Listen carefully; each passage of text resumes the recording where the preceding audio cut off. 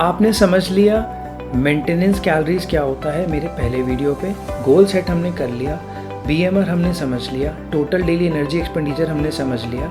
अब बारी आती है इसके बाद सबसे इम्पोर्टेंट मैक्रो माइक्रो को थोड़ा डिटेल में समझने की, एंड उसके बाद सीधा हम जाते हैं डाइट बनाने के लिए। तो अगर मैं सम अप करूँ तो हमने बहुत सारी चीज़ें कवर अप कर ली हैं, metabolism, BMR, TDE। First video पे मैंने आपको समझाया था मेंटेनेंस के बारे में, डेफिसिट के बारे में, फैट लॉस कैसे कहाँ पे होता है, सरप्लस के बारे में। अगर आप लोगों ने इस वीडियो को नहीं देखा है तो ऊपर यहाँ या यहाँ कहीं पर पे होगा, तो उसको क्लिक करिए और जा करके वो वीडियो भी देख लीजिए।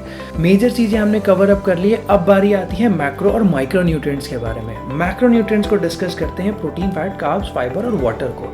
वाटर आपको बहुत अच्छे से पता है, हमारी body 70% of is made up of water. ये हमने साइंस में पढ़ा हुआ है बचपन में, तो दैट इज़ ट्रू।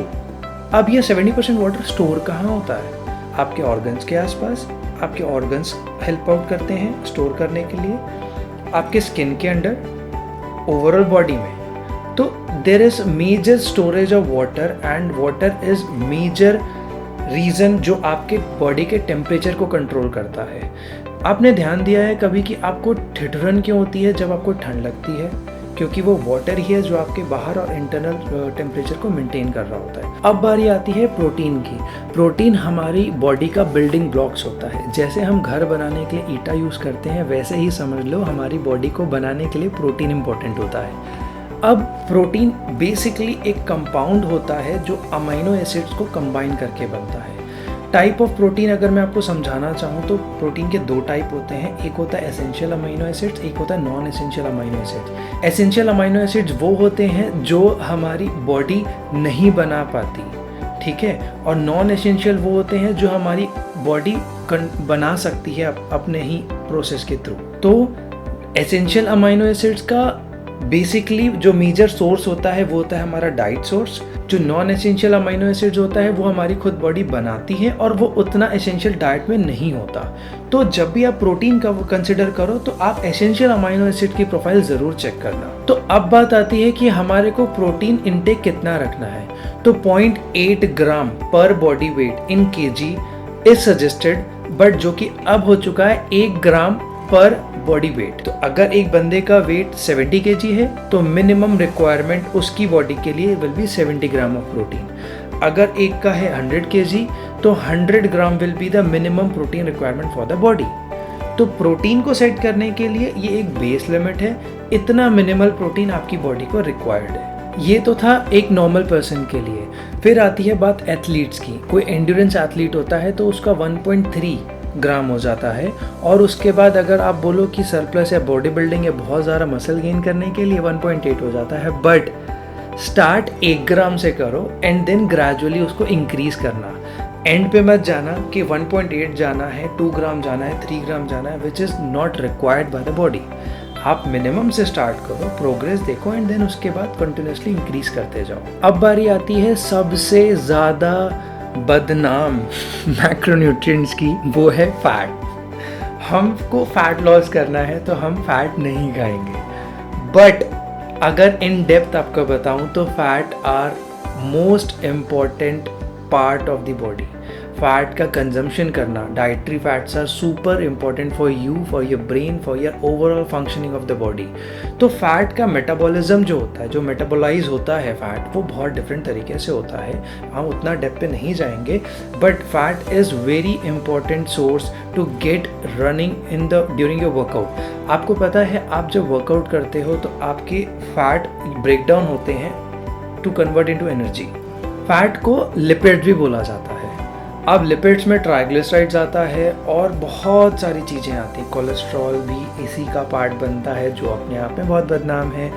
बट अगर हम एक ब्रॉडर एस्पेक्ट पे बात करें तो fat are very much important for digesting some of the vitamins in the body जो फैट सॉल्युबल होते हैं, जैसे कि विटामिन ए, के, डी, ई, ये सारे जो विटामिन होते हैं ये फैट के थ्रू ही बॉडी पर डाइजेस्ट होते हैं। तो अब समझ लेते हैं ट्राइग्लिसराइड क्या होता है। ट्राइग्लिसराइड जो होते हैं, जो हमारे ऑयल या फूड में जो पाया जाता है fat, that is majorly of triglyceride. तो अब ये ट्राइग्लिसराइड जो रहते हैं वो हमारी बॉडी पे बहुत मेजरली स्टोर होते हैं। अब इसके बाद जो आती है इम्पॉर्टेंट चीज़ वो है कोलेस्ट्रॉल। कोलेस्ट्रॉल को रिगार्डिंग मैं एक थोड़ा सा डेप्थ वीडियो बनाऊंगा, तो this is just a suggestion that कि इसको अपन बाद में डील करेंगे, but it is also a important part. अब हमने समझ लिया प्रोटीन और फैट को, अब बारी आती है मेरे फेवरेट कार्बोहाइड्रेट्स की। कार्बोहाइड्रेट्स बहुत ही इम्पॉर्टेंट सेगमेंट होता है हमारे डाइट का, and carbohydrates are said to be the most easily converted source of energy. वो सबसे स्पीड से कन्वर्ट होता है हमारी बॉडी पे। तो कार्बोहाइड्रेट्स दो टाइप के होते हैं, एक होता है सिंपल कार्बोहाइड्रेट्स, आइसक्रीम, शुगर, एक होता है कॉम्प्लेक्स कार्बोहाइड्रेट, ओट्स, राइस। ठीक है, ये मैंने दो एग्जांपल दिए हैं, तो इनकी चेन बहुत बड़ी है, इनकी बहुत सारी चीज़ें और थोड़ा सा इनटू डिस्क्रिप्शन है रिगार्डिंग कॉम्प्लेक्स में कितने टाइप के होते हैं, बायसेचराइड एंड ऑल द स्टफ्स, तो वो तो हम नहीं डिस्कस करने वाले हैं। तो सिंपल होते हैं और कॉम्प्लेक्स होते हैं। अब ये सिंपल कार्ब जो होते हैं वो बेसिकली होते हैं जो बहुत ईजिली कन्वर्ट होते हैं ब्लड वेसल्स में as a form of energy, जैसे शुगर हो गया या शुगर से रिलेटेड सारी चीज़ें, फ्रुक्टोज हो गया, ये सब सिंपल कार्ब में आ गया। अब आता है कॉम्प्लेक्स कार्ब। कॉम्प्लेक्स कार्ब में वो आते हैं जो टाइम टेकिंग प्रोसेस होता है जिनको डाइजेस्ट करने का, जैसे राइस, ओट्स और व्हीट और ब्रेड, ये सारी चीज़ें होती हैं हमारी कॉम्प्लेक्स कार्बोहाइड्रेट। तो जब आप डाइट बनाओगे तो सिंपल और कॉम्प्लेक्स का डिफरेंस समझ करके कॉम्प्लेक्स को ज़्यादा इंक्लूड करना, सो दैट आपको लॉन्ग टर्म तक एनर्जी मिल जाए। सिंपल को कम करना, सो दैट आपका शॉर्ट टर्म की एनर्जी जो आपको क्रेविंग होती है वो चीज़ें फुलफिल हो जाए, बट वो ज़रूरी नहीं है। अब हमने मैक्रोन्यूट्रिएंट्स का मेजर पार्ट कवर कर लिया है। अब आपका सिर्फ आखिरी बचता है fibre. Fibre is a type of a carbohydrate, but वो हमारे को कुछ ज़्यादा एनर्जी प्रोवाइड नहीं करता। इनफैक्ट वो एनर्जी प्रोवाइड नहीं करता, but it is very much important in digestion. तो ये सारा एक सम अप वीडियो था जिसमें हमने BMR समझा, मेटाबॉलिज्म समझा, प्रोटीन फैट कार्ब समझा, फाइबर और वाटर समझा। तो ये सारी चीज़ें is equally important when you are planning a diet. तो मुझे कई लोगों ने बोला कि जब आप डाइट प्लानिंग की बात कर ही रहे हो तो क्यों ना आप इसमें थोड़ी सी in depth diet planning for the gaining and diet planning for fat loss, ये दोनों चीज़ें करो। मैं फैट लॉस बोल रहा हूँ, फैट लॉस और वेट लॉस में बहुत फ़र्क होता है। तो ये था total sum up of this particular video, जहाँ पे हमने BMR, protein, fat, carbs, water, fibre, ये सारा चीज़ समझा। मेटाबॉलिज्म के बारे में हमने सारी चीज़ें समझी। तो ये था हमारा इम्पॉर्टेंट टॉपिक जो हमको कवर अप करना था बिफोर प्लानिंग अ डाइट। तो इसके बाद वाले वीडियो में मैं लेकर के आने वाला हूँ फैट लॉस के लिए और मसल गेन के लिए। तो वो हम दोनों एक ही पर्टिकुलर वीडियो पे कवर कर लेंगे कि एक पार्ट हम करेंगे मसल गेन का और एक पार्ट करेंगे हम फैट लॉस का।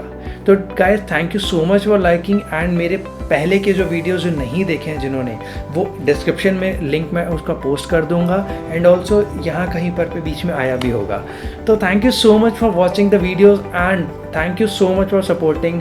मज़ा आ रहा है वीडियोस बनाने में, मज़ा आ रहा है शेयर करने में, और जब क्रॉस क्वेश्चनिंग होती तो और मज़ा आता है। तो अगर आपको कोई भी डाउट है या किसी भी चीज़ का कोई आपको सजेशन देना है तो प्लीज़ कमेंट बॉक्स में मुझे बता दीजिए, and I will try to sort them out and make you all good.